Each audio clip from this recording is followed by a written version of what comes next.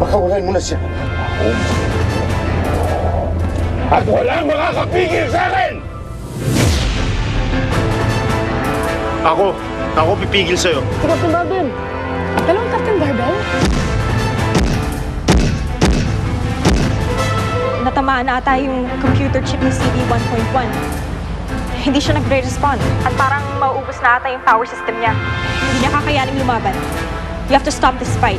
Oras na para harapin si Captain Barbell.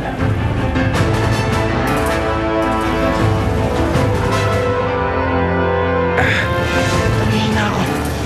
Dahil sa Escobar, Kuya Captain Barbell! Nalaban ako! Kuya Captain Barbell, ang sakit! Kalalapit! Meron siya, Escobar! CD-1.1, tapusin na siya! Tuluyan na siya! Kuya! Ano naman ang pinaplano mo, Nero? Hindi ka magtatagumpay. Nagtagumpay na ako. Dahil mamamatay ka na. Wala nang sasakit sa mundo. Pagkatapos, isusunod ko naman ang bubwit na yon. Ayop ka, Nero! Ako na ang natitirang pinakamakapangyarihan sa mundo ito. Sige! Patayin si Captain Barbell!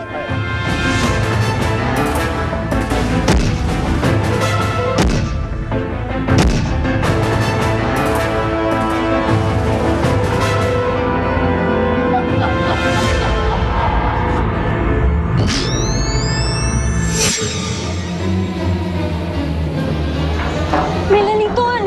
May mga bangka. Umalis na tayo, dali! Pero si Captain Barbell. Ha? Ikaw si Captain Barbell nga? Walang nagawa? Ikaw pa kaya?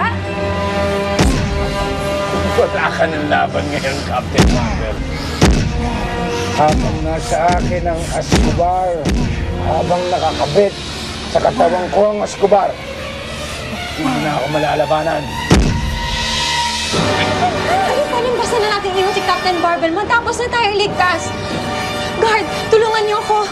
Miss, hindi natin kaya yan. Hindi natin kaya yan. Nung kayo ba nangailangan, iniwan ba kayo ni Captain Barbell? Baka mapahamak lang tayo. Mahigpa, sumakay na lang kayo sa mga bangka.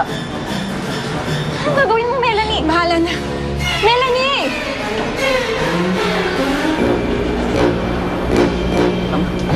Melanie!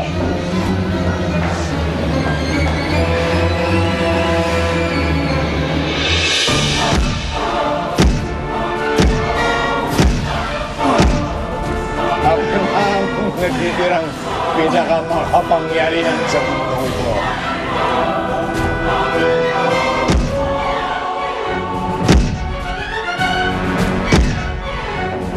Ito ang dahilan kung bakit nanghihina si Captain Barbell. Dapat lumayo ka sa kanya!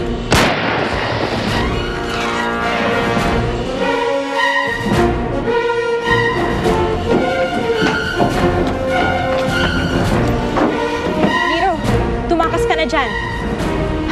Masyado silang marami. At mauubos na yung charge ng jet booster mo. Hello, Nero. Babalik ako. Hindi pa ako tapos.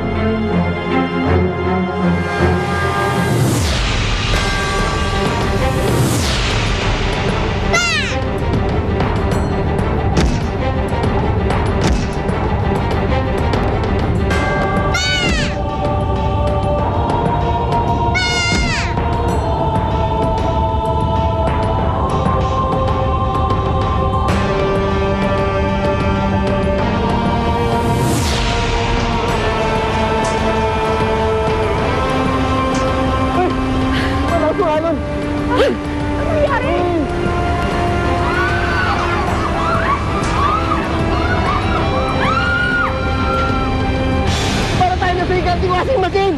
Sana kumatit ka! Eto na, Samon!